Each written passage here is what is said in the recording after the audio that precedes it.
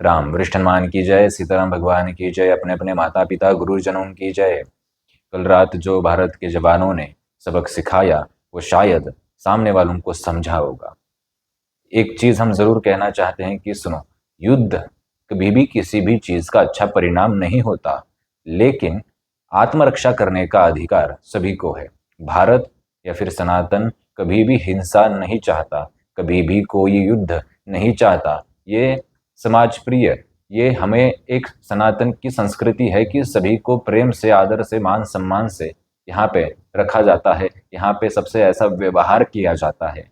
लेकिन बाहर के कुछ लोग आके, ना कि सभी लोग, ये बात ध्यान में रखें, किसी भी देश का पूरा देश तुम्हारे खिलाफ नहीं है।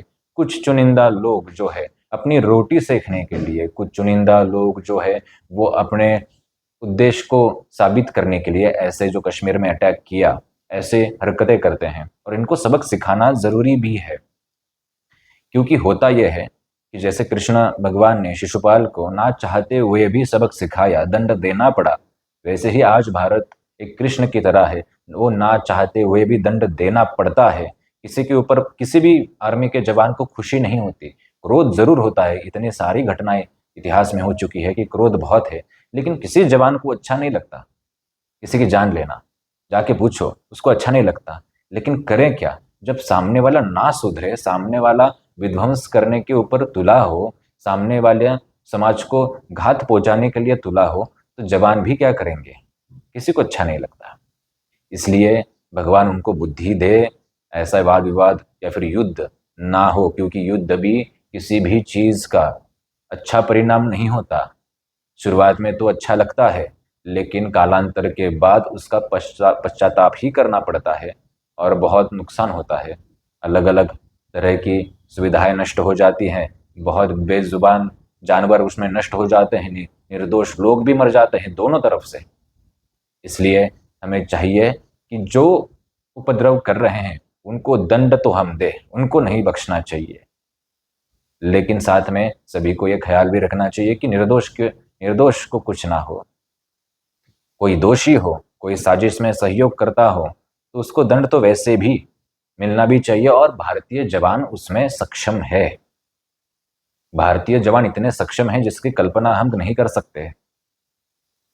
उनके उनमें एक तरफ अगर ज्ञान भी है तो एक तरफ शस्त्र भी है। शास्त्र और शस्त्र दोनों लेके चलते, उनको पता है कि कहाँ न्याय करना चाहिए, क्योंकि भारत की संस्कृति ऐसी है। लेकिन जो बोलते हैं ना कि जो भी सनातन से अलग हुआ वो थोड़ा विध्वंस की तरफ चला गया। सनातन मतलब क्या? दया। सनातन मतलब क्या? परंपरा। सनातन मतलब ज्ञान, न्याय।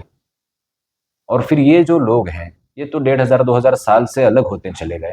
तो जाहिर सी बात है, इसमें बहुत इनका जो अंदर का ये है राक्षसी स्वभाव है, वो बाहर आना स्वाभाविक था।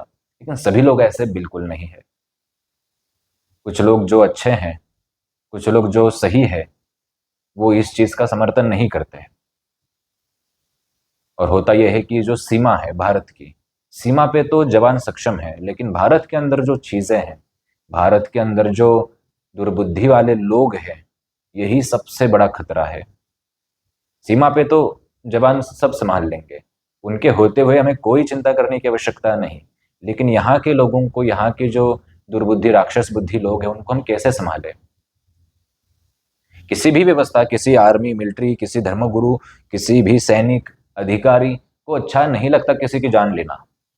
इस विषय में भी बोलना किसी को अच्छा नहीं लगता। एक तरफ सबको गर्व भी है कि हमने अच्छा कुछ किया, लेकिन तुम कभी थोड़ा सा मन के अंदर जाके देखो, एक तरफ दुख भी है कि किसी को तो जान गई।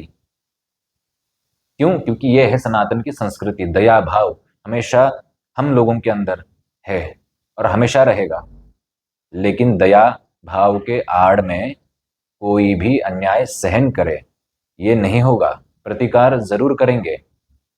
जैसे हमने बोला कि शिशुपाल को भी दंड देना पड़ा, वैसे दंड जरूर देंगे। और उसमें भारत और भारत के लोग सक्षम है। हमें एक चीज जरूर करनी चाहिए, हमें ये ऊंच नीच, छोटी मोटी जाति, ये उसमें उसमें, तुम्हारा राज्य ये, मेरा राज्य ये, छोड़ दो।